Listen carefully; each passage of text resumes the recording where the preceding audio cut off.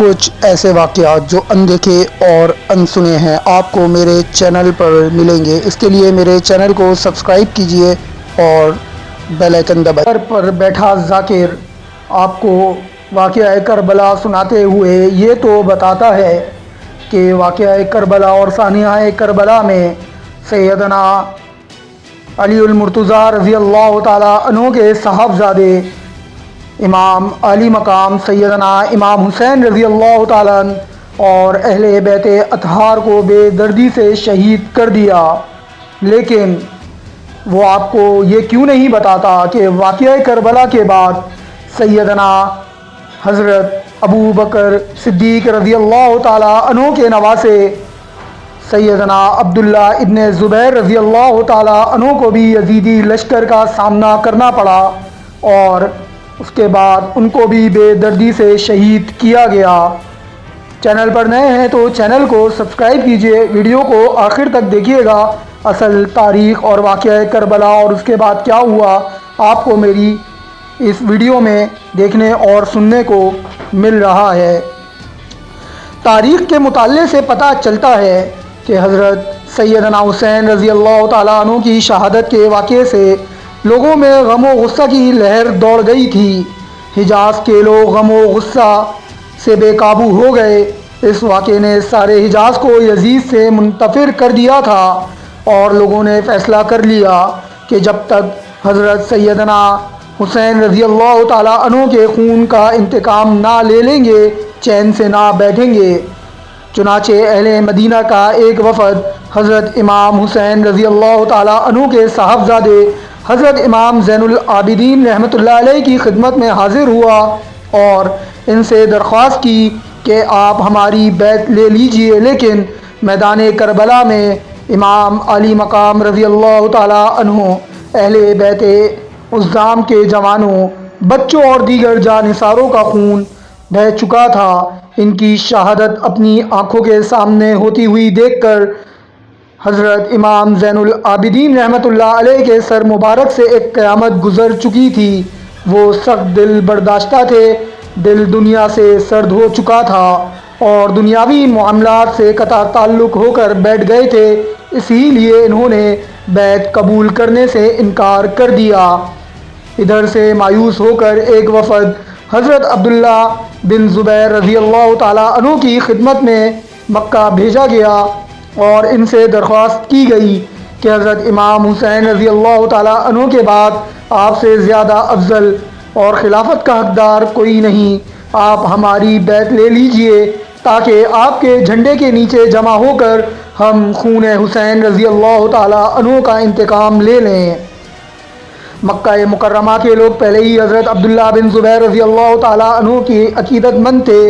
مکہ مکرمہ اور مدینہ طیبہ کے علاوہ دیگر دیار و امصار سے بھی حضرت عبداللہ بن زبیر رضی اللہ تعالیٰ عنہ سے بیعت لینے کی درخواست کی گئی۔ ان حالات میں جبکہ ایک طرف حضرت امام حسین رضی اللہ تعالیٰ عنہ کو شہید کر کے یزید اپنے ظلم و ستم کے محضر نامے پر مہر تصدیق ثبت کر چکا تھا، دوسرے عوام و خواص سب آپ سے بیعت لینے کی درخواست کر رہے تھے۔ پھر یزید آپ سے اپنی بیعت کا مطالبہ کر رہا تھا، ورنہ بصورت دیگر قتل کی دھمکیاں دے رہا تھا۔ اس لیے حضرت عبداللہ بن زبیر رضی اللہ تعالیٰ عنہ نے اپنی خلافت کی بیعت لینے کا فیصلہ کر لیا تھا۔ چنانچہ مکہ مکرمہ، مدینہ طیبہ اور عرب کے متعدد شہروں کے لوگوں نے حضرت عبداللہ بن زبیر رضی اللہ تعالیٰ عنہ کی بیعت کر لی۔ اس بیعت میں مدینہ طیبہ اور مکہ مکرمہ کے اکابرین بھی شامل تھے۔ اسی طرح حضرت عبداللہ بن زبیر رضی اللہ تعالیٰ عنہ کی خلافت قائم ہو گئی اور پھر ان کو بہت سے مخالفین سے نبر آزما ہونا پڑا۔ حضرت عبداللہ بن زبیر رضی اللہ تعالیٰ عنہ کو مختار کے علاوہ دوسری جس مخالف قوت کا مقابلہ کرنا پڑا وہ خارجی تھے۔ یہ اصل میں بنی امیہ کے حریف تھے، بلکہ ان کی بنیاد ہی حضرت علی رضی اللہ تعالیٰ عنہ اور امیر معاویہ رضی اللہ تعالیٰ عنہ کے اختلاف کے سلسلے میں پڑی تھی۔ چنانچہ وہ معاویہ رضی اللہ تعالیٰ عنہ اور یزید دونوں کے زمانے میں اٹھے اور یزید اور ابن زبیر رضی اللہ تعالیٰ عنہ کی جنگ میں انہوں نے ابن زبیر رضی اللہ تعالیٰ عنہ کا ساتھ دیا تھا، لیکن اپنے عقیدے میں بڑے سخت تھے۔ شیخین رضی اللہ تعالیٰ عنہما کے علاوہ حضرت عثمان اور حضرت علی رضی اللہ تعالیٰ عنہما دونوں کو نعوذ باللہ گمراہ اور ان کے ماننے والوں کو کافر اور مباح الدم سمجھتے تھے۔ اس لیے حضرت عبداللہ ابن زبیر رضی اللہ تعالیٰ عنہ سے بھی ان کے نزدیک جہاد واجب تھا۔ پہلے انہوں نے یزید کی مخالفت میں ان کا ساتھ تو دے دیا تھا، لیکن بعد میں ان پر ندامت ہوئی اور انہوں نے عبداللہ بن زبیر رضی اللہ تعالیٰ عنہ سے حضرت عثمان رضی اللہ تعالیٰ عنہ کے بارے میں ان کی رائے پوچھی۔ انہوں نے جواب دیا کہ میں ان کا دوست اور ان کے دشمنوں کا دشمن اور تم لوگوں کے عقائد سے بری ہوں۔ یہ جواب سن کر ان کا سردار نافع بن ازرق ان کا ساتھ چھوڑ کر عراق چلا گیا۔ عراق اس وقت عبداللہ ابن زبیر رضی اللہ تعالیٰ عنہ کے قبضے میں تھا، اس لیے خوارج ان کے مقابلے میں آ گئے اور انہوں نے عراق میں بڑی شورش برپا کی۔ ابن زبیر رضی اللہ تعالیٰ عنہ کے بصرہ کے والی عبداللہ بن حارث نے ان کے مقابلے کے لیے فوجیں بھیجیں۔ نافع مارا گیا، لیکن خوارج کا زور نہ ٹوٹا اور ان کی شورش کی وجہ سے بصرہ کی آبادی خطرہ میں آ گئی۔ اہل بصرہ نے عبداللہ بن زبیر رضی اللہ تعالیٰ عنہ سے فریاد کی۔ انہوں نے محلب بن ابی صفرہ کو خارجیوں کے مقابلے کے لیے بھیجا۔ انہوں نے بڑی خون ریز لڑائیوں کے بعد، جس میں فریقین کے بہت سے آدمی کام آئے، بصرہ سے خارجیوں کو ہٹایا۔ یہاں سے ہٹنے کے بعد وہ فارس کی طرف نکل گئے۔ اسی زمانے میں نافع بن ارزق کا ایک ساتھی نجدہ بن عامر حروری اپنی علیحدہ جماعت بنا کر بحرین میں اٹھا اور یہاں کے حاکم اور عرب سرداروں کو شکست دے کر یمامہ، صنعا اور عمان وغیرہ پر قابض ہو گیا، لیکن پھر اس کی جماعت میں پھوٹ پڑ گئی۔ کچھ لوگ اس کے خلاف ہو گئے اور انہوں نے عبداللہ بن فدیق کو اپنا سردار بنا لیا۔ نجدہ روپوش ہو گیا۔ ابن فدیق کے آدمیوں نے اسے ڈھونڈ کر قتل کر دیا۔ خوارج بڑے بہادر اور جان باز تھے۔ ان کی قوت عارضی طور سے دب جاتی تھی لیکن ٹوٹتی نہ تھی، اور وہ موقع پاتے ہی پھر اٹھ کھڑے ہوتے تھے۔ اس لیے محلب بن ابی صفرہ بھی ان کا استحصال نہ کر سکے، اور سن 68 میں فارس کے خارجیوں نے پھر زور پکڑا۔ مصعب رضی اللہ تعالیٰ عنہ نے محلب کو ہٹا کر عمر بن عبداللہ بن معمر کو اپنی جگہ مامور کیا۔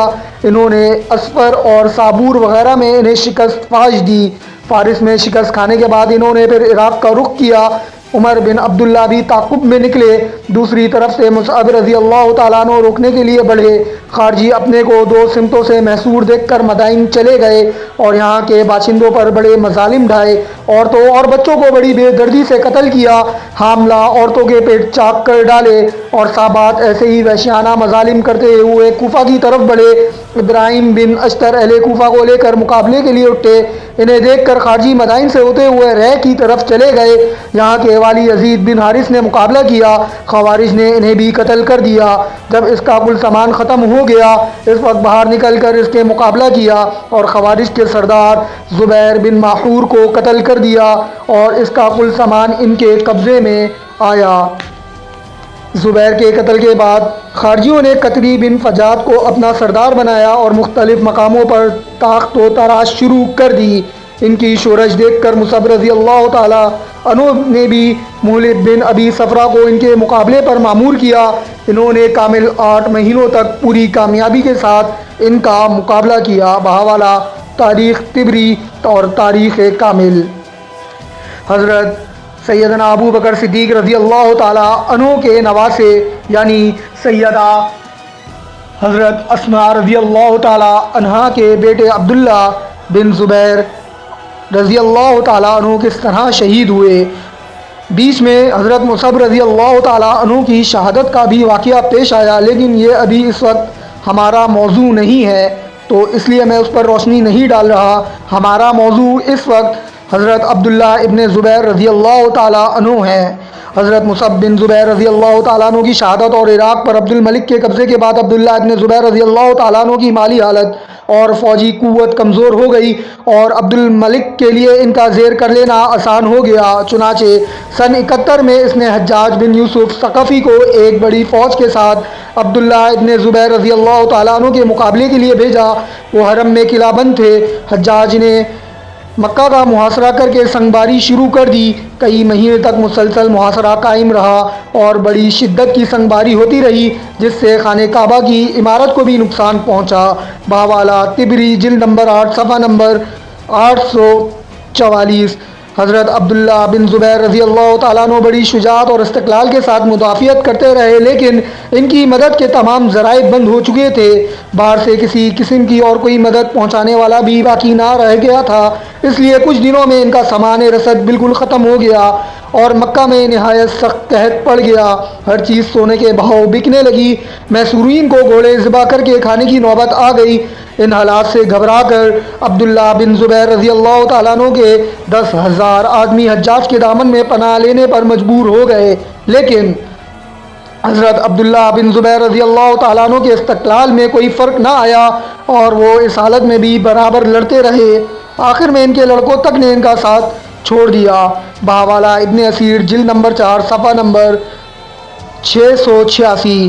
انہوں نے جب دیکھا کہ مقابلہ جاری رکھنے کی کوئی صورت باقی نہیں ہے تو اپنی ماں حضرت سیدہ اسماء رضی اللہ تعالیٰ عنہ کی خدمت میں حاضر ہو کر عرض کیا، اماں، میرے تمام ساتھی ایک ایک کر کے مجھ سے الگ ہو گئے ہیں، میرے لڑکوں تک نے میرا ساتھ چھوڑ دیا ہے، جو چند جانثار باقی رہ گئے ہیں ان میں بھی مقابلے کی تاب نہیں ہے، ہمارا دشمن ہمارے ساتھ رعایت کرنے پر آمادہ ہے، ایسی حالت میں آپ کیا فرماتی ہیں؟ اس سوال پر صدیق اکبر رضی اللہ تعالیٰ عنہ کی بیٹی نے آمادہ بقتل بیٹے کو جواب دیا، اس پر عورتوں کی تاریخ ہمیشہ فخر کرتی رہے گی۔ فرمایا، بیٹا، تم کو اپنی حالت کا اندازہ خود ہوگا، اگر تم حق پر ہو اور حق کے لیے لڑتے ہو تو اب بھی اس کے لیے لڑو، تمہارے بہت سے ساتھیوں نے اس کے لیے جان دی ہے، اور اگر دنیا طلبی کے لیے لڑتے تھے تو تم سے برا کون اللہ کا بندہ ہوگا کہ خود اپنے آپ کو ہلاکت میں ڈالا اور اپنے ساتھ کتنوں کو ہلاک کیا۔ اگر یہ عذر ہے کہ حق پر ہو لیکن اپنے مددگاروں کی وجہ سے مجبور ہو گئے ہو تو یاد رکھو، شریفوں اور دینداروں کا یہ شیوا نہیں ہے، تم کو کب تک دنیا میں رہنا ہے، جاؤ، حق پر جان دینا دنیا کی زندگی سے 1000 درجہ بہتر ہے۔ یہ جواب سن کر ابن زبیر رضی اللہ تعالیٰ عنہ نے کہا، اماں، مجھے خوف ہے کہ میرے قتل کے بعد بنی امیہ میری لاش کو مسئلہ کر کے سولی پر لٹکائیں گے۔ بہادر ماں نے جواب دیا، بیٹا، ذبح ہونے کے بعد بکری کی کھال کھینچنے سے تکلیف نہیں ہوتی، جاؤ، اللہ سے مدد مانگ کر اپنا کام پورا کرو۔ اس کے بعد ابن زبیر رضی اللہ تعالیٰ عنہ نے اپنی صفائی پیش کی۔ حضرت اسماء رضی اللہ تعالیٰ عنہ نے فرمایا، میں ہر حالت میں صبر و شکر سے کام لوں گی، اگر تم مجھ سے پہلے دنیا سے رخصت ہو گئے تو صبر سے کام لوں گی، اور اگر کامیاب ہوئے تو تمہاری کامیابی پر خوش ہوں گی۔ پھر بیٹے کو دعائیں دیں اور گلے لگا کر رخصت کیا کہ جاؤ، بسم اللہ، اپنا کام پورا کرو۔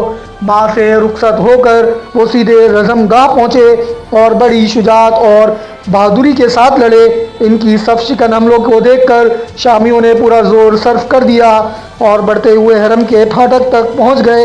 ابن زبیر رضی اللہ تعالیٰ عنہ کے ساتھ بہت تھوڑے آدمی رہ گئے، وہ شامیوں کے ریلے کی تاب نہ لا سکے، لیکن حضرت عبداللہ بن زبیر سیدنا ابو بکر صدیق رضی اللہ تعالیٰ عنہ کے بہادر نواسے نے منہ نہ موڑا اور اسی بہادری کے ساتھ لڑتے ہوئے شہید ہوئے۔ یہ واقعہ جمادی الثانی سن 73 میں پیش آیا۔ یہ واقعات مستدرک حاکم جلد نمبر 3 تذکرہ عبداللہ بن زبیر ابن اسیر جلد نمبر 4 صفحہ نمبر 286 تا 289 اور اخبار الطوال سے مخلصاً ماخوذ ہیں۔ حضرت عبداللہ ابن زبیر رضی اللہ تعالیٰ عنہ کا خطرہ بالکل صحیح نکلا۔ حجاج نے لاش سولی پر لٹکائی۔ کئی دن کے بعد حضرت سیدہ اسماء رضی اللہ تعالیٰ عنہ یعنی سیدہ اما عائشہ صدیقہ رضی اللہ تعالیٰ عنہا کی بہن کا گزر ادھر سے ہوا۔ انہوں نے دیکھ کر فرمایا، ابھی یہ شہر سوار سواری سے نہیں اترا۔ بہاوالہ یعقوبی جلد نمبر 2 صفحہ نمبر 320۔ عبد الملک کو اس کی اطلاع ہوئی تو اس نے حجاج کو لکھ کر لاش واپس دلوائی اور قریش کا یہ نامور فرزند مقام ہجون میں سپرد خاک کیا گیا۔ شہید ہونے کے وقت آپ کی عمر 72 سال کی تھی، مدت خلافت 7 سال رہی۔ بہاوالہ تاریخ اسلام جلد نمبر 1 صفحہ نمبر 428۔ امید ہے یہ تاریخ اور یہ واقعہ کربلا کے بعد آپ کو پسند آیا ہوگا۔ انشاءاللہ ایک اور نئی ویڈیو کے ساتھ جلد حاضر ہوں گا۔ اللہ حافظ۔